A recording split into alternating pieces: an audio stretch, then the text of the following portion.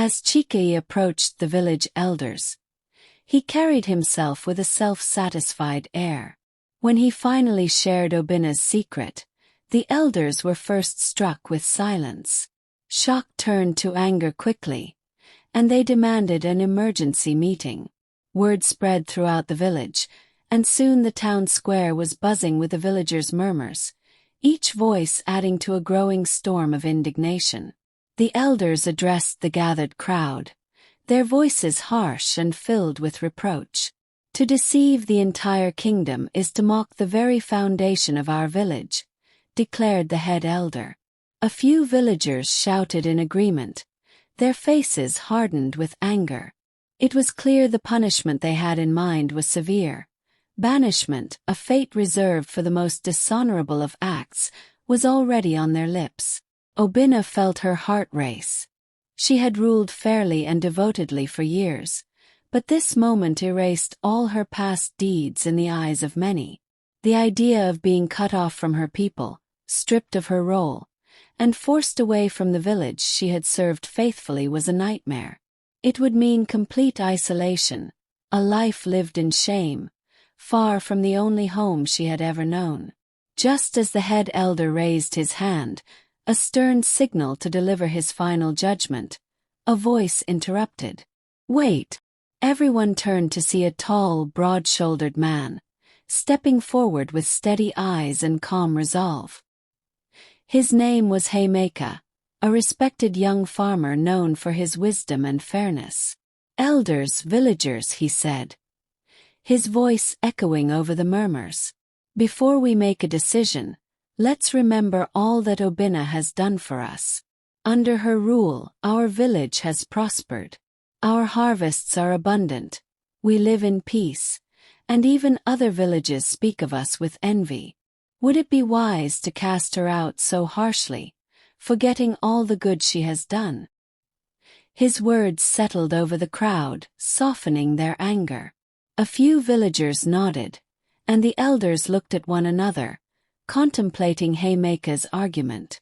Slowly, the murmur of anger faded into thoughtful silence.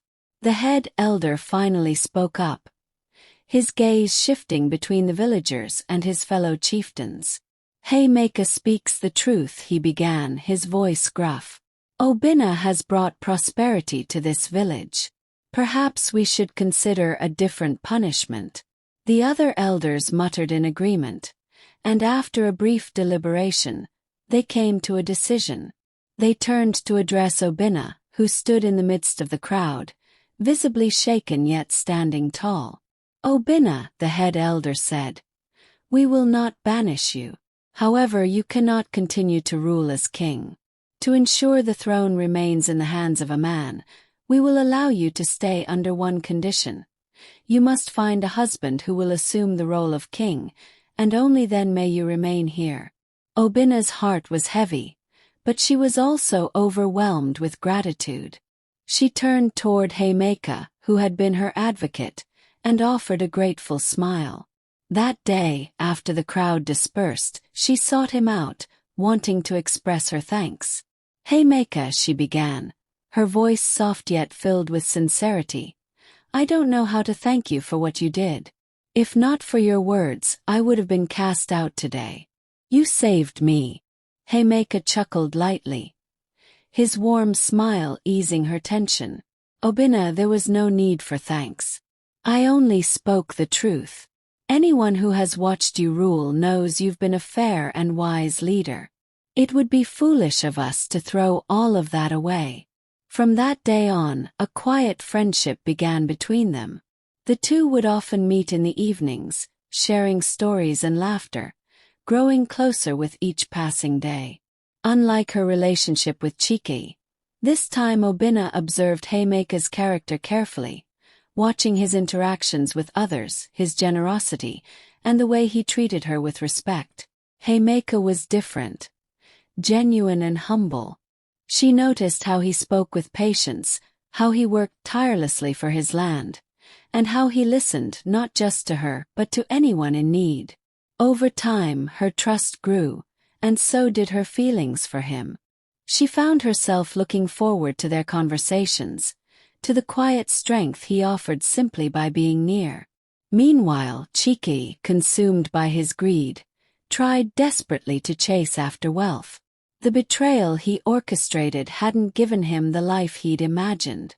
Instead, he was left with a hunger for fortune that blinded him to the risks around him. When he heard of a scheme promising easy riches, he saw it as a golden ticket to the lifestyle he craved. He quickly sold off his tools, investing every last coin. Convinced he would soon be wealthy beyond measure, Chike boasted of his upcoming fortune. But as days turned to weeks, reality struck. His investment was nothing more than an elaborate scam. Left with no money and no tools, Chike was forced to close his shop. With his reputation shattered, he took on menial jobs around the village to survive. Where once he had walked with confidence, he now moved with his head lowered, burdened by regret. Villagers would murmur as he passed, knowing his story as a cautionary tale of greed and betrayal. One evening, Heymeka took Obinna's hand. "I think you know my heart, Obinna," he said, his voice steady and warm. "But I want to say it aloud. I care deeply for you. Not for the throne or anything else, but for you as the person you are." Obinna's heart swelled. This time she didn't hesitate. "I feel the same, Heymeka," she replied, her voice soft. "I don't care for titles or thrones anymore. I only want to be with someone who sees me as you do." Their decision to marry was not out of obligation to the throne but from the deep love and respect they had cultivated for each other. When they finally announced their union, the village rejoiced. Heymeka, respected and loved by many, was crowned as the new king, with Obinna standing proudly beside him. Though Heymeka ruled as king, he valued Obinna's wisdom and experience.